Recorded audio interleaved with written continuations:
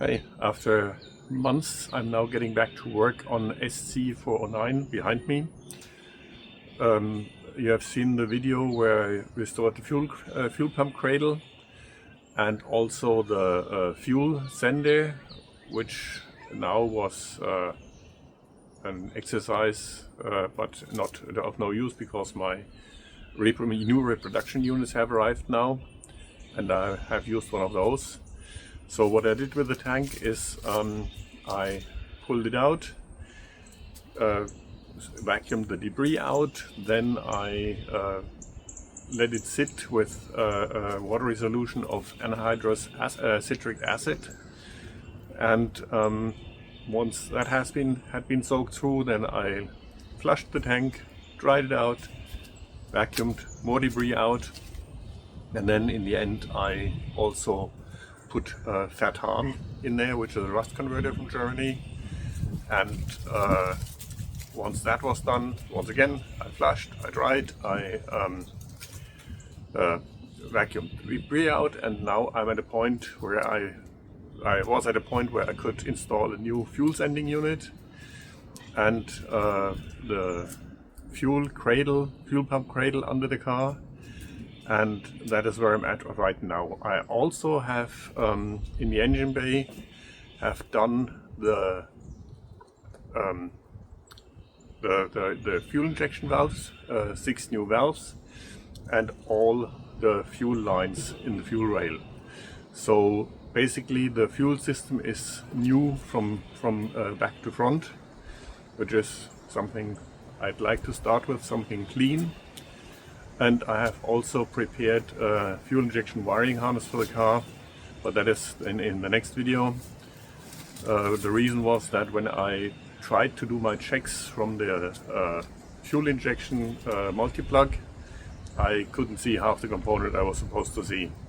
So I talked to the customer and he said, yeah, new harness is okay.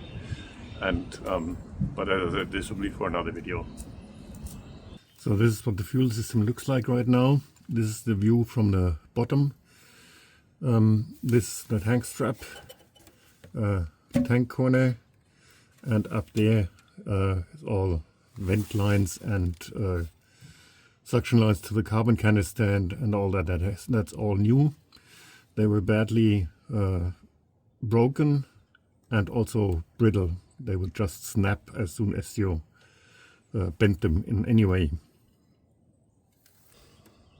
This is the restored fuel pump cradle from that video that I made when I de-rusted it and put new components on it. There is new lines on it and everything. I also replaced the connectors and the cable, and there's a new wire now running to ground, and as well from the and also to the passenger side of the interior where the ECU sits and connects to the fuel pump. And here we have one of my new reproduction fuel sending units. And lastly, here's a nicely cleaned up ground connection for the fuel pump and fuel sending unit. And once everything is confirmed running, I'm gonna put a dab of paint over it so it doesn't rust. But I needed a good ground first.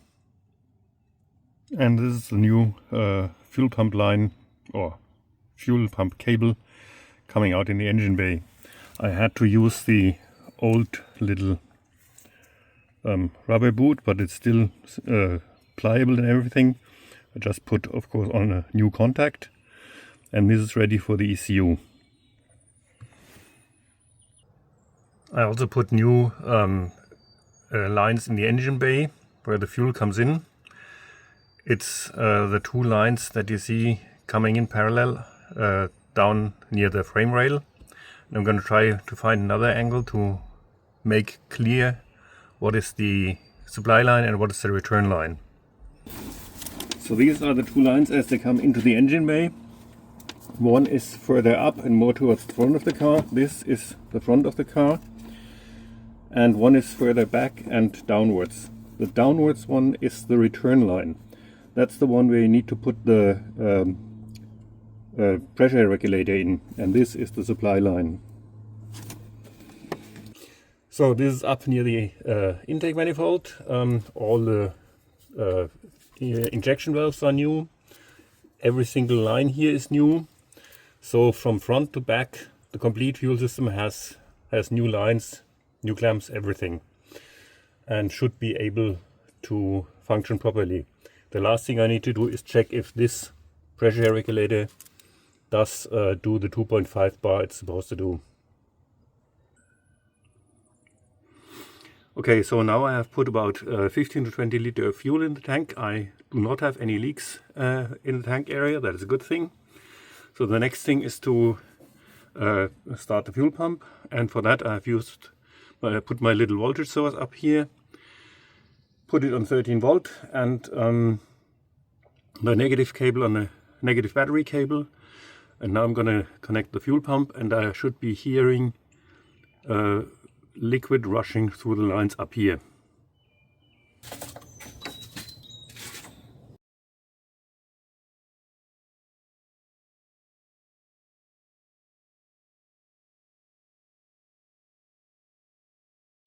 Okay, that was an unexpected detour. I had to take out the fuel cradle, and it appears fuel pumps don't necessarily pump fuel just because they are running.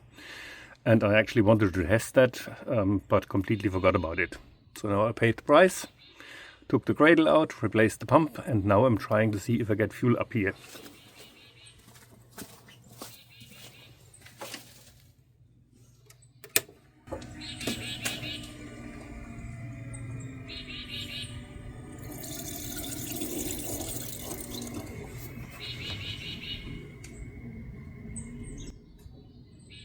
Okay, that was it. We have fuel.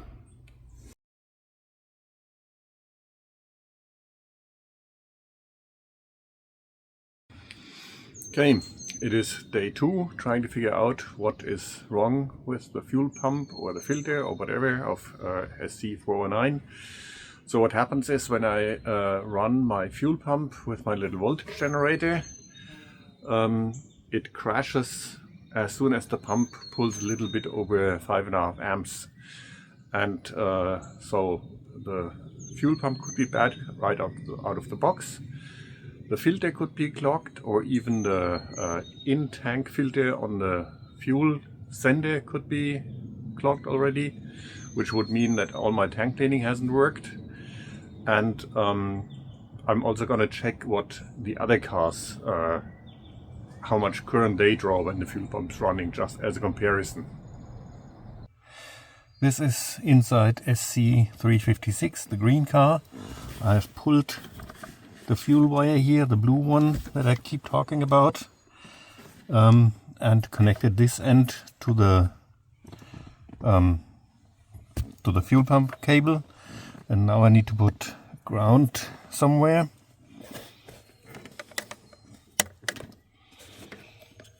Okay, and then see if the fuel pump runs.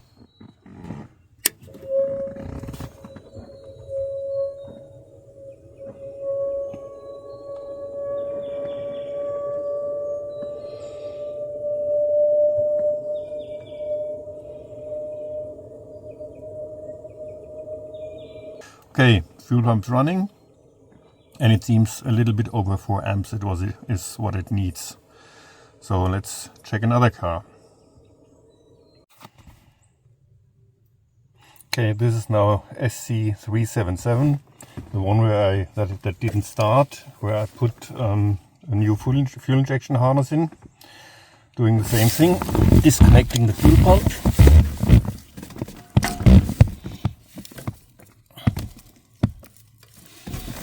And putting ground to this little clamp here and see what happens.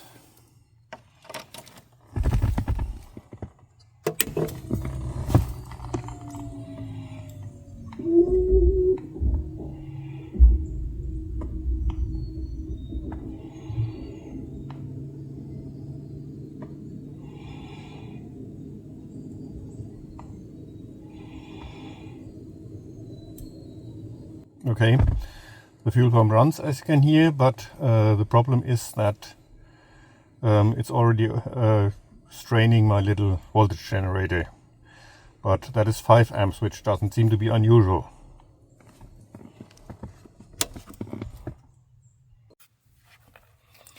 And now doing the same on 387. That's the red car.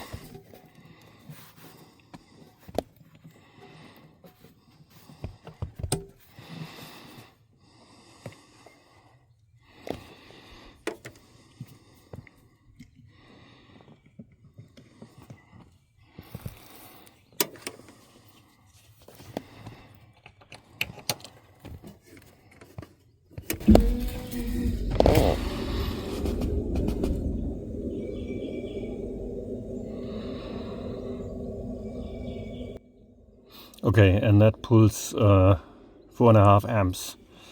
So I think that my little over 5 is not out of the ordinary. The problem is really that this guy can't handle over 5 amps.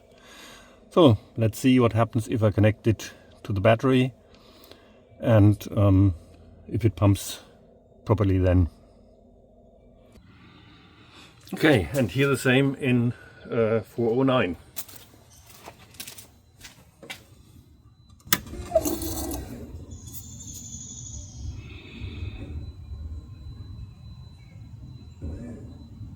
Okay, this definitely seems to be my little voltage generator and not a problem with the car.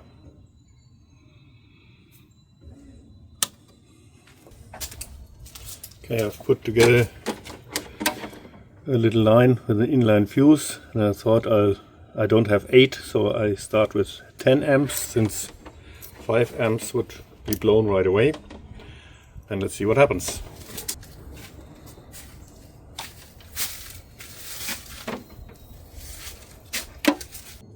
Okay, I can't hear it from the front, but if I'm in the back under the car, the fuel pump is actually running. After this little detour, I'm also gonna check the fuel pressure, see if the fuel pressure regulator works.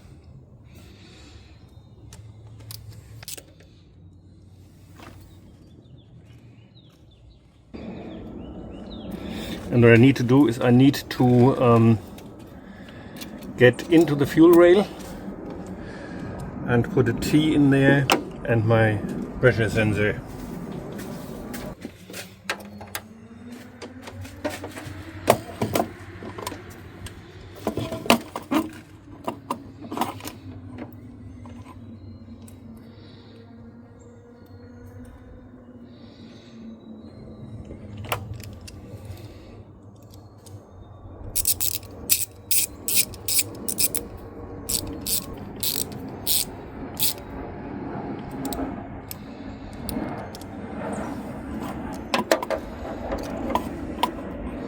Okay, now I need to get back to where I took this hose off.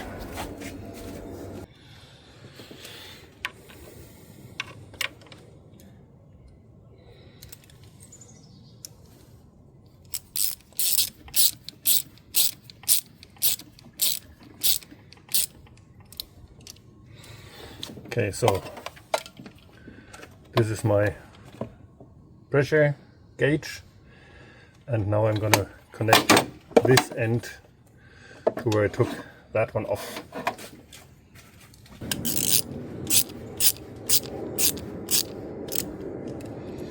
Okay, so the pressure gauge is installed. Not exactly pretty, but hopefully it will work. And the pressure I should see is 2.5 bar.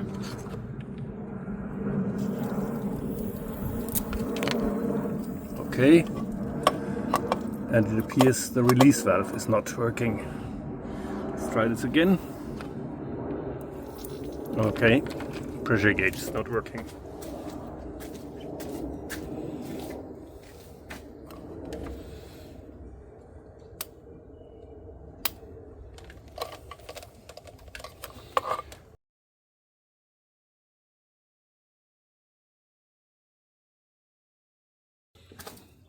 Okay, since this is obviously bigger thing, I'm just gonna stop this test here and assume for now that I have the right fuel pressure and come back to it if the car does not run. That was it for the fuel system. I did not find any leaks under the car or in the engine bay, so I don't know where the smell came from. I'm going to ignore that for now, and also until I have a new fuel pressure gauge, I'm gonna assume that it's fine. I mean, I've seen that fuel is coming into the engine bay. I just don't know if it's getting to the right pressure. But the next step then will be installing the new injection wiring harness.